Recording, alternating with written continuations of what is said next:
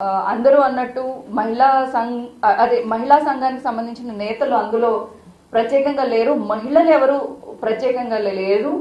And also మళ్ళీ అందులో పెద్ద కుటుంబాలకు సంబంధించిన కొంతమంది ఉన్నారు. అది కూడా నాకు చాలా అభ్యంతరంగా అనిపించింది. ఇప్పుడు ఎవరైతే తప్పులు చేస్తున్నారో అదే ఫ్యామిలీస్ నుంచి మళ్ళీ వాళ్లే కమిటీ సభ్యులుగా ఉంటే ఎంతవరకు అప్రోచ్ అవ్వగలం? సరే, నాకు ఒక సమస్య ఉందండి, నాకు ఫిల్మ్ ఇండస్ట్రీలో కార్డు ఇవ్వట్లేదు, సమస్య చెప్పట్లేదు, నువ్వు సినిమా చేయలేదా అంటే నేను 3 ఫిల్మ్స్ చేశాను, స్టిల్స్ లేవా అంటే ఉన్నాయి, నేను ఫీజు కట్టనా అంటే కడతాను, అయినా కానీ రిజెక్ట్ చేస్తున్నారు. ఎందుకు రిజెక్ట్ చేస్తున్నారు? నేను కమిటీని అప్రోచ్ అవ్వచ్చా వసుధ గారు? అందుకే కదా మనం అందరం వెళ్ళి, అంటే సినిమా పరిశ్రమ నుంచి అందరూ వెళ్ళి చెప్పాలి. ఈ ఇండస్ట్రీలో ఉండే చిన్న ఆర్టిస్ట్ నుంచి పెద్ద ఆర్టిస్ట్ వరకు అన్ని రంగాల వారు కూడా వెళ్ళాలి, చెప్పాల్సిందే. అది ఇప్పుడు సమస్యలు చెప్పుకోవడానికి కమిటీలు వేసినప్పుడు ఒకవేళ నిజంగానే సమస్యల మీద కమిటీ వర్క్ చేస్తుంది అన్నప్పుడు నాకు ఒక సమస్య ఉంది. మూవీ ఇండస్ట్రీలో గత 3 years గా నేను కార్డు కోసం ట్రై చేసినప్పుడల్లా రిజెక్ట్ చేస్తున్నారు. అది ఎందుకు? ఒక రీజన్ అన్నా చెప్పండి, ఎందుకు రిజెక్ట్ చేస్తున్నారు? దేంట్లో నాకు అవైలబిలిటీ లేదు అంటే పెద్ద ఫిల్మ్ ఇండస్ట్రీ కుటుంబాలని క్వశ్చన్ చేస్తే తప్ప మీకు ఏమన్నా అంటే ఇప్పుడు క్వశ్చన్ చేసే హక్కు నాకు లేదా వసుధ గారు? సో అదొకటి. మా అసోసియేషన్ అండి, మా అసోసియేషన్ లో గొడవల సంగతి నేను ఇంకా ప్రత్యేకంగా దీని గురించి డిస్కషన్ చేయాలని అనుకోవట్లేదు. సో మీలో మీకే ఐక్యత లేనప్పుడు బయట వాళ్ళు వచ్చి మేము మా సమస్యలు చెప్పుకుంటున్నప్పుడు మీరు ఎంతవరకు మాకు సమస్యలు సాల్వ్ చేయగలుగుతారు? అలాగే మీ పర్సనల్ పార్టీల గురించి ఇక్కడ ఆర్టిస్టులు ఎఫెక్ట్ అవుతున్నారు.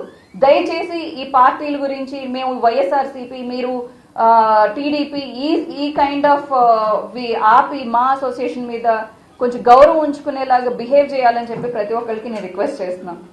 అండ్ ఆల్సో ఇది సమస్య అనేది కేవలం మూవీ ఇండస్ట్రీ కాదు, ఒక మోడలింగ్ ఇండస్ట్రీలో కూడా చాలా దారుణంగా నేను చెప్పాలి. ఇది చాలా మంది మోడల్స్ నా దాకా తీసుకొచ్చారు. శ్రీరెడ్డి, మీరు మాట్లాడేటప్పుడు ఈవెన్ మోడలింగ్ ఇండస్ట్రీని కూడా మీరు ఇంక్లూడ్ చేయండి. ఎందుకంటే మీ ఇండస్ట్రీలో ఎంత ఉందో, మాకు రెగ్యులర్ గా ఈవెంట్స్ జరిగినప్పుడు ఈ ఈవెంట్ మేనేజర్స్ దగ్గర నుంచి అందరూ మమ్మల్ని సెక్షువల్ గా హెరాస్ చేస్తున్నారు. ఈ చిన్న చిన్న బట్టలు వేసుకోమని చెప్పేసి అంటారు. ఆ బట్టలు వేసుకున్నప్పుడు వాళ్ళు చూపులతోనే, ఆ చూపులు చాలు ఇబ్బంది పెట్టడానికి, టచ్ చేయక్కర్లేదు, ఒక చూపు చాలు.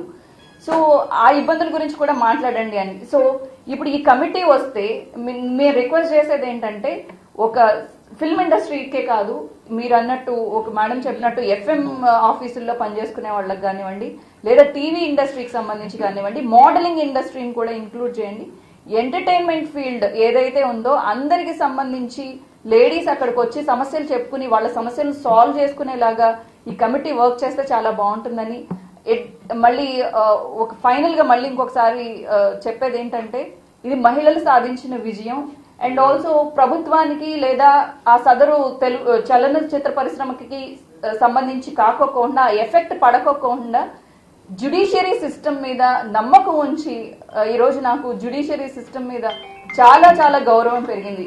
అంటే ఎవరి ఎఫెక్ట్ దాని మీద పడకోకుండా సామాన్యమైన లేడీస్ కి ఈరోజు న్యాయం జరగటం అనేది ఈరోజు న్యాయస్థానాన్ని అలాగే మేడం వసుధ గారిని కూడా ఈ సందర్భంగా మీరందరూ మెచ్చుకోవాలి. అండ్ ఆల్సో చాలా thank you very much. And సంజక్క అండ్ వసుధక్క, దేవక్క అందరికీ నా స్పెషల్ థ్యాంక్స్.